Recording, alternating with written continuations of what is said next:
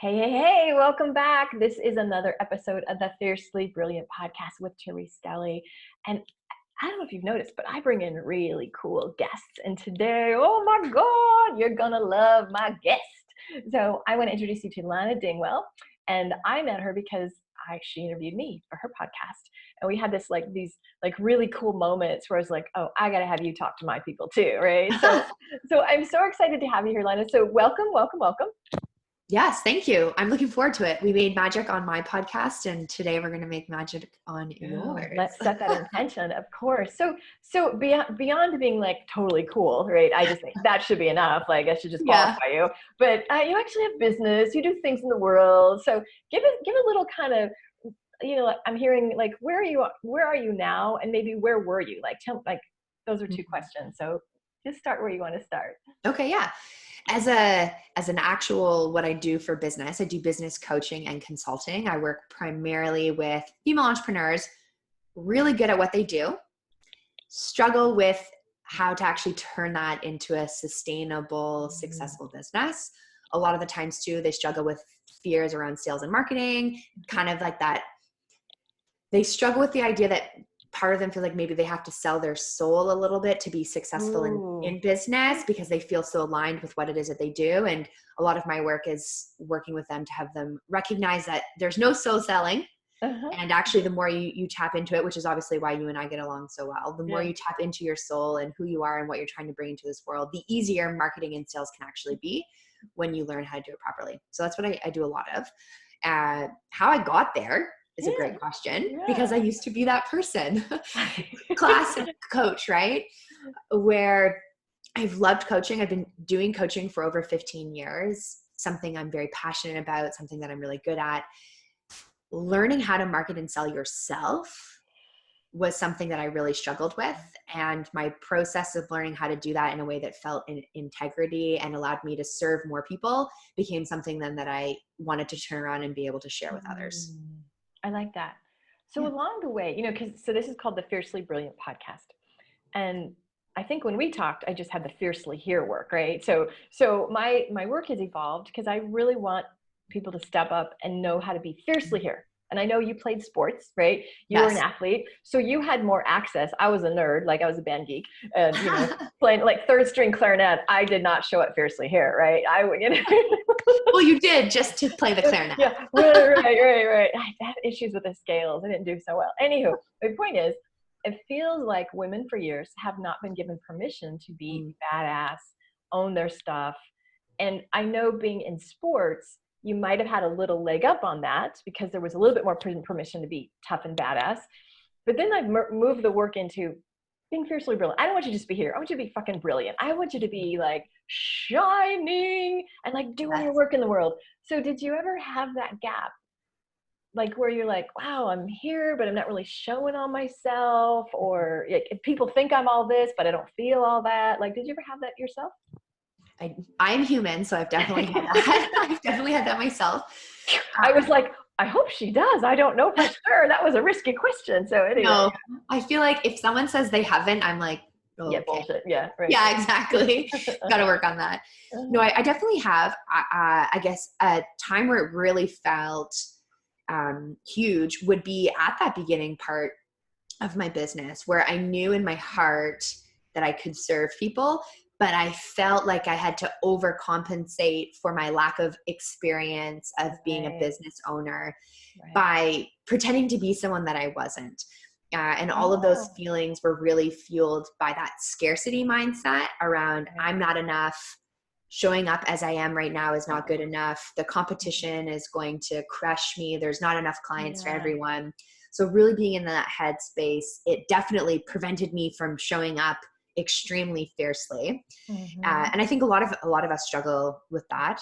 And so for me, part of it has been going back to recognizing that I have enough always as I am. And if I show up as who I am in any moment, that's exactly all that I need to not only get what it is that I want, but also serve people in a powerful way, because I can't do the work I'm here to do if I'm trying to be someone I'm not, or if I'm trying to compensate for some feeling of lack. Right. that was so well said. I had like a pause. I'm like, whoa. So just me showing up is enough. Mm-hmm. What if people don't believe that? I think if people believe that, we'd. No, but what if they don't? Oh, what if they don't Yeah. believe that they're enough? Yeah. I think part of it is knowing that that's okay. Like it's okay. It's not an and or zero-sum game. So Uh-huh. you can feel like you're not enough. Uh-huh. And part of the work to feeling like you're enough is just learning how to embody acceptance, like radical acceptance and Mm. compassion for yourself, Yes. even when you don't feel like you're fully there. I love that. Because most people, it's like I always tell my clients, like feelings follow action, right? And if we wait till we feel enough, we're going to be sitting on the couch getting fat, like doing nothing, just waiting. And so what I'm hearing you say is you don't have to fully feel it, but where's the distinction between, but if I don't feel it, aren't I out of integrity or aren't I a fraud? You know what I mean? Because I love how you're doing it, but how do you, because what I'm doing is I'm handling all the objections of the, all the little Yes, that's gremlins, fair. all the people in the room going, but I don't feel like I'm enough. So I'm just like preemptively handling that for you. So Oh, that's a great question. I think that the idea is we are two people at once. So we are our ego self and then we are our highest self. mm-hmm. So our highest self knows that we're enough. And it's our Mm. ego self that thinks that we're not. So even if we, like in our mind, don't think that we're enough, embodying that we are is not out of integrity because our highest self knows that we already are. And it's really about changing who's in the driver's seat. We can just hang up and I can completely cancel my whole podcast series. You have answered, you have answered it. There we go. So the truth is that you are enough. The truth is that you are divine. The truth is that you are chosen for this mission that you're on. Anything else is bullshit.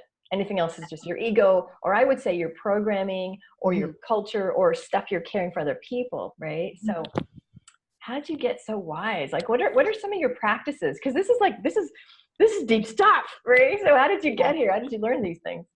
A lot of intentional practice. Yeah.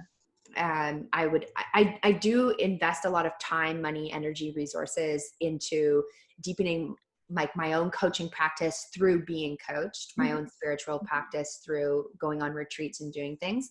But I think honestly, a large part of it is just being radically honest with myself about the things that I would prefer didn't exist. And instead of trying to hide those things away, bring those things into the light and unpack them. And the more that I've done the unpacking, the easier it is for me to recognize that my brain or the ego, like the thinking, the monkey brain, it's the loudest, but the voice that I should actually be listening to is the calmer, gentler, compassionate, softer voice, the higher self voice. And sometimes it's just learning to quiet down enough, which is hard for someone like me. I am a go-getter. I love sports. Therefore, like I love competition and things like that. But a lot of it is, it's just recognizing the more that I've started to tune into my intuition versus my ego, the things start to kind of play out. But a lot of learning, right? Like a lifelong student. I didn't know you had this depth. I just knew you were adorable and cool and I wanted to hang out with you, but I didn't know you were this like wise sage. Good God. No, but so you didn't use the word shame. You're calling it like the ego voices. But for me, in my paradigm, it's the shame. It's the voice that tells us we're not enough. Yeah. And what I love that you said, I'm just going to translate it in tree speak, is when you bring light to it and actually even love to it and kindness and compassion, it doesn't control you anymore, right? So little voice, and it could be yours or somebody else's, like you're never enough, it's not going to work, women can't do that, who do you think you are, blah, blah, blah, blah. Instead of either like pretending it's not there or wrestling with it, like don't dance with the devil, right? Just bring it and just go, that's so adorable. Oh, there's that part of me that tells me I'm a piece of shit. Oh, you're so cute. Yeah. Right? I love, because a lot of people they hate to go to the dark parts of themselves. You know what I mean? So how do you dance? Because if you dive to the dark, you get more light. God, we are really being esoteric today. But I mean, this is, so speak about that. Speak about permission, because most people don't want to go there. Yes. Well, I think it's, at least for me, Ram Dass is the first person I ever heard talk about it, who is much like you. trained in psychology and psychotherapy, but then has awoken spiritually and kind of fuses them. Right. And he talks a lot about bringing your like neurotic tendencies and to dinner and making friends with them. So that's definitely part of it, is learning to befriend those not so nice parts of yourself, because they're ultimately what make you human. And those parts of you were created to protect you in some way. The idea is that they're not necessarily protecting you anymore. Right. Another way to look at it is the difference between our survival mechanisms and who we are, like in our essence. So I know one of my survival mechanisms is I'm a railroader. So if I'm feeling under attack or anxious or stressed, my wiring is to try and aggressively control everyone and anything. Hence I'm a railroad or a bulldozer. I bulldoze over people. I don't care about what you want or what your opinions are. I'm right. I know it's right. And I do that. So part of it is recognizing, while I don't like that part of me, that's actually a survival mechanism that I have. And if I recognize it as like, oh, that's just me when I feel under threat, I can show that part of myself compassion, and then also look at who I am at my best, because most of the time I exist in between, but I need both, because who I am at my greatest, highest self is directly correlated to my survival mechanism. They can't live without each other. You're blowing my mind. I love this. No, because most people would have judgment, because I'm just assuming that perhaps in a relationship somebody has said, back off, goddamn, you know what I mean? Like, because of your railroading, right? You might have gotten a smidge of feedback. I just show up as crazy Trees or needy Trees. I get feedback on that one, right? We all have our thing. And so for you to grab it and just go, oh, I understand why you're here. Now, can you also use it to the good? Like, how cool to have railroading for the good, or bulldozing to get what, you know what I mean? You can also, do you ever use it to temper it in a more productive way? Yeah, I think parts of it are knowing that when I need to be strong and assertive and get things done, I have that part of myself. Yeah, it's just aligning that part of myself with still like my highest self. So knowing that I can do those things, but it doesn't have to be out of a fear, anxiety point.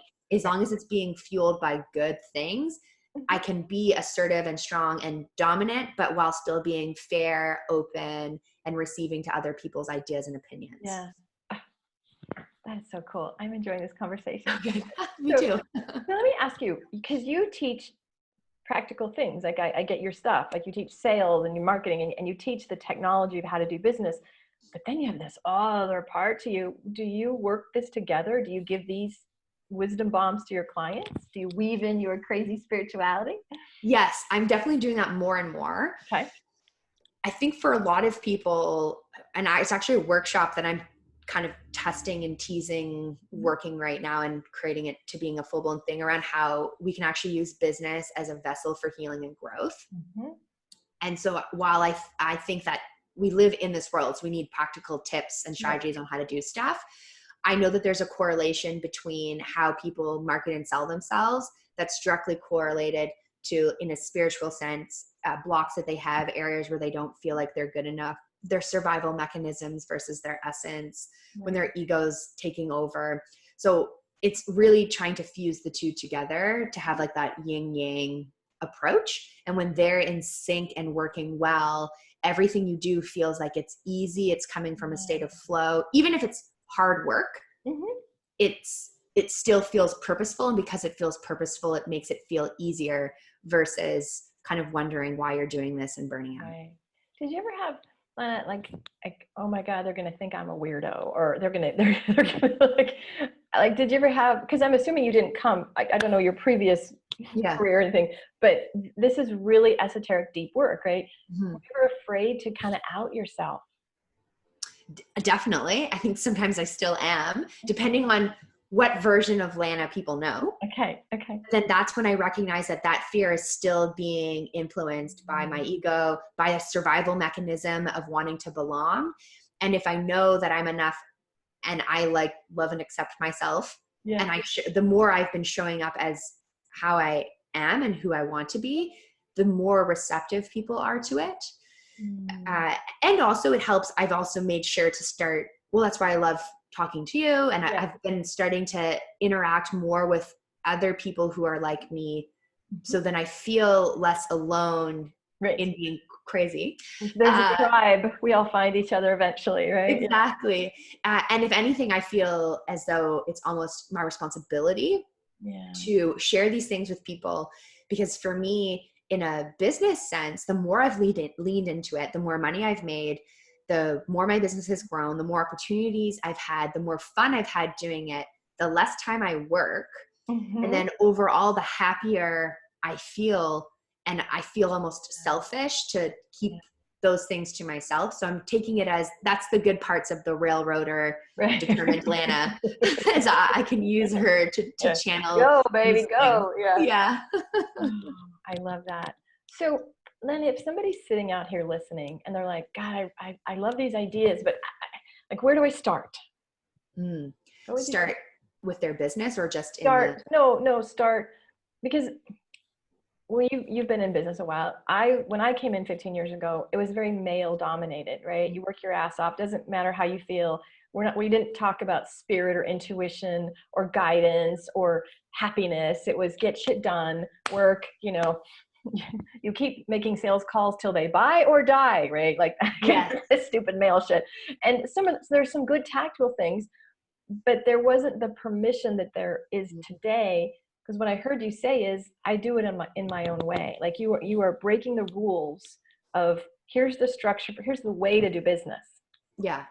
And you started saying, like, God, my integrity, if I do this, do I feel like a fraud if I do that? Who am I being? And because before it was just like you slap a black suit on and go, and then make shit up as you go, right? So if somebody's sitting there going, I want to bring more of myself in, I want to listen to my intuition or spirit, and I don't want to let the shame or the ego run me anymore, and I'm afraid to say who I am, like I don't want to be a fraud, like how do we get started with that? That's a good question.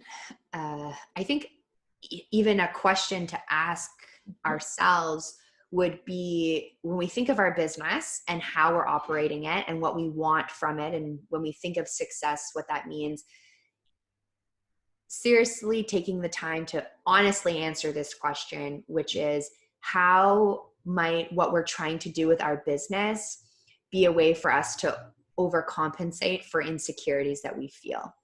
And that's just like I was actually, right before we hopped on this, I told one of my clients, I was like, this is part of your homework, like journal on this. And she laughed and she's like, okay, that's a big one to unpack. But by looking at what might we be using our business to overcompensate for aspects of ourselves where we don't feel enough, that's at least some clues around where we can show ourselves more compassion or where we need to spend more time and energy. And moving those things out of our business will allow us to naturally then create more space to be authentic. And I think sometimes when we become aware that what we're doing it because we feel inadequate, it makes it easier for us to honestly recognize that it's not really going to serve the success of our business, right? It's because being authentic actually is a really great business tool. The problem is that we think that our authentic selves isn't good enough, and that's why it feels like it's not a great business tool.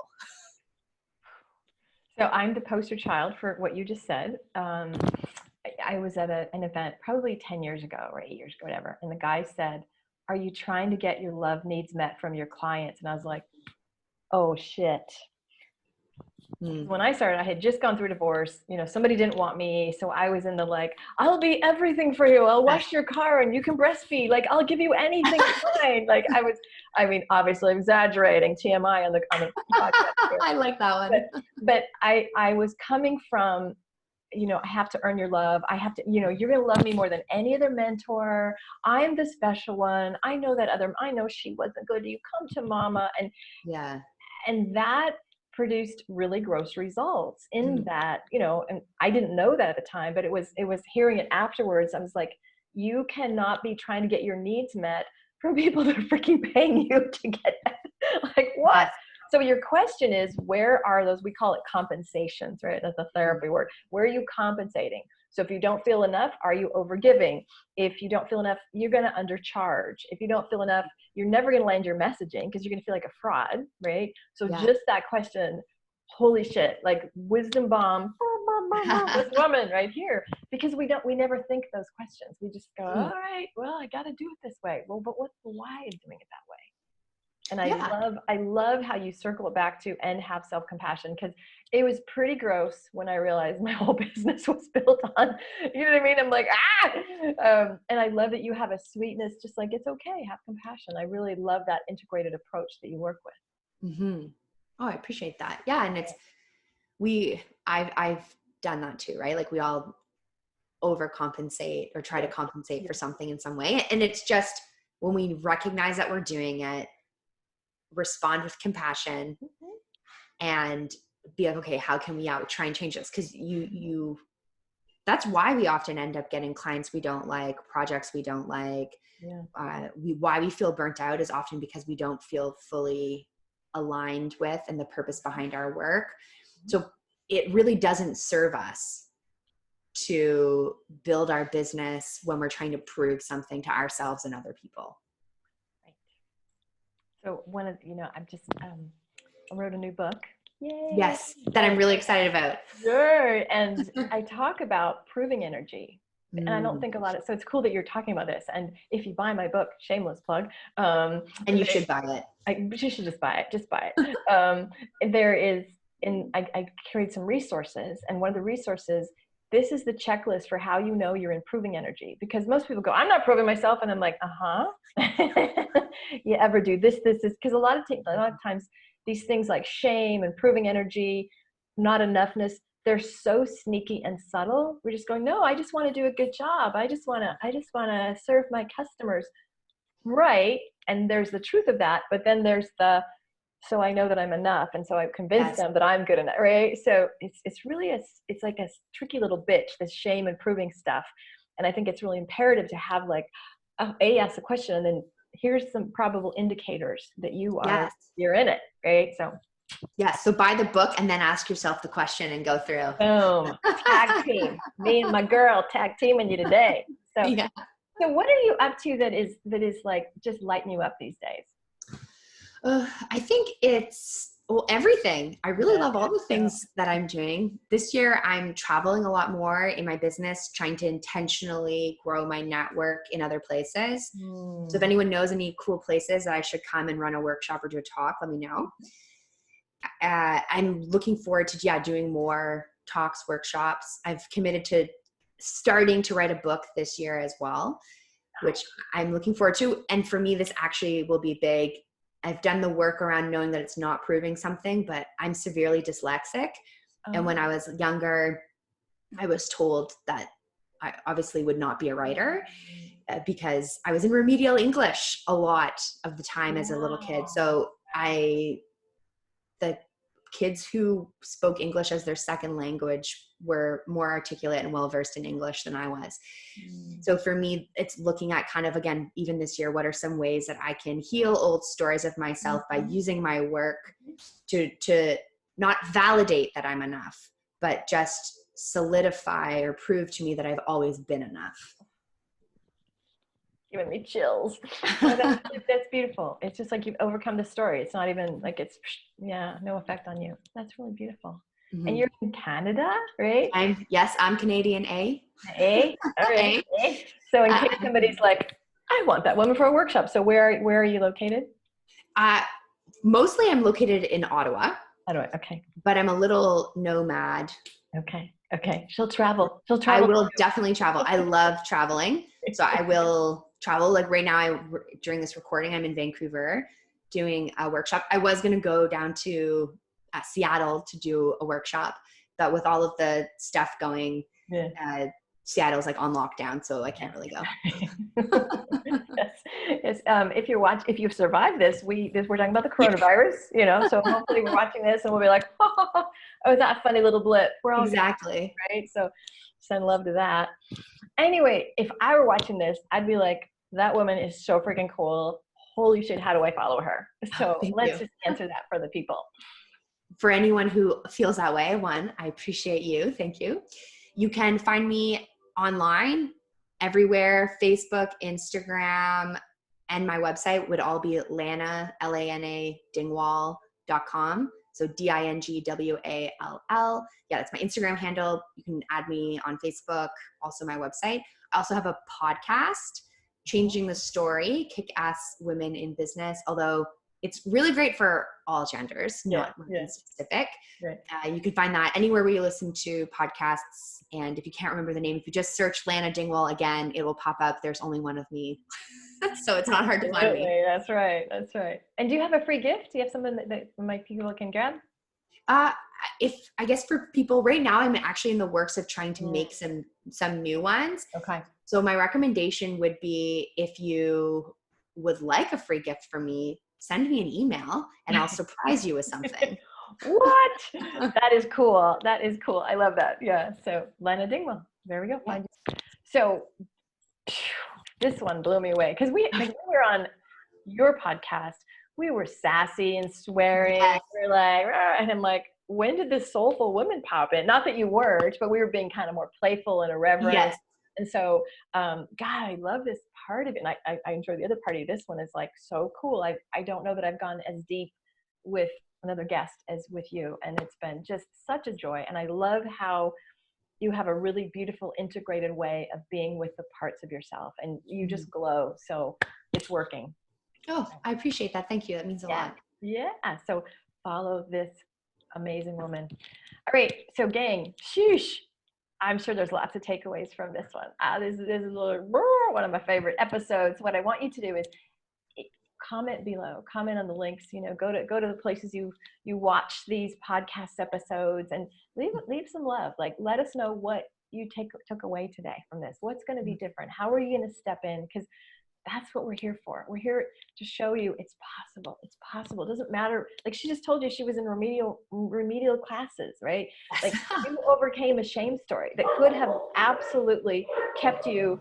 And there's the dogs. There's our shame barking at us going, shh, go away. You could have been a victim to that story and never shined your light. And you found a way out with compassion. So anyway, much love, peace, and blessings, everybody. Thank you for watching. Bye.